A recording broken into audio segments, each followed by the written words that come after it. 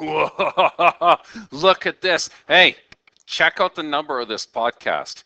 It's Unit 6, Section 6, Podcast 6. You don't understand that? Go to Sunday school. Gee, what's wrong with you? Anyways, here we go. Using the slope point form, write an equation of this line in general form. Okay, wait a second.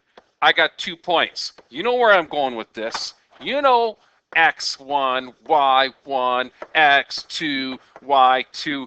Let's do it. Slope right off the bat. y2 minus y1, x2 minus x1. Let's cruise. Okay, y2 is 1.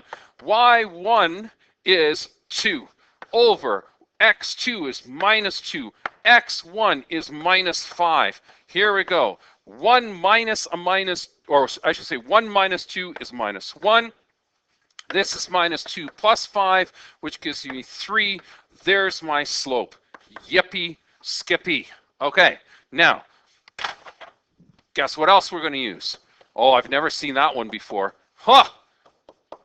Oh my goodness. Okay, since we've already labeled this as x1 and y1, let's use it. Y minus y1, which is 2, equals the slope, negative a third. X minus x1 is minus 5. Oh, great. We're going to get some ugly fractions happening here. But that's okay. When we convert it to general form, the fractions will be gone. Yay! Okay, so y minus 2 equals 2. Let's do it. Minus 1/3 x. Okay. This is minus minus, so this becomes a plus 5. So we got 5 times negative a third. Okay, gives us negative 5 over 3. Oh, that was so tough. Minus 5 over 3. Now, let's clean it up. We're going to clean it up right here, okay, by adding 2 to both sides. Okay, so that cancels that, leaving you y equals to negative a third x. Now wait, minus 5/3 plus 2. Remember, we got to convert this times this by 3 times this by 3. Oh man, fractions make things so difficult. Oh my gosh. Okay, plus 2 times 3 is 6 over 3. And look at this, 6 plus a negative 5. Look at that. You got what one dog leaves on your lawn. A turd. Look at this. Isn't that pretty? Oh my goodness. Now, remember general form says you have to get rid of this ugly denominator.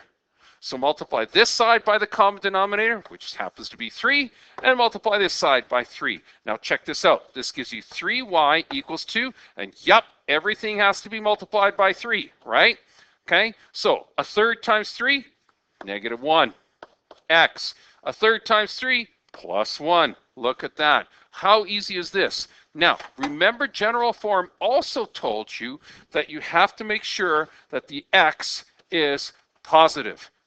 Bring it over to the left side. So we're going to add x to this side and add x to this side, and look what we've got. We've got x plus 3y equals to 1, and then guess what?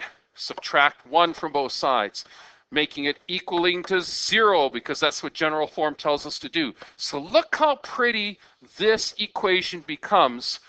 Granted that we had all of these ugly fractions before, look how pretty the general form gives us. Ah, that's just gorgeous.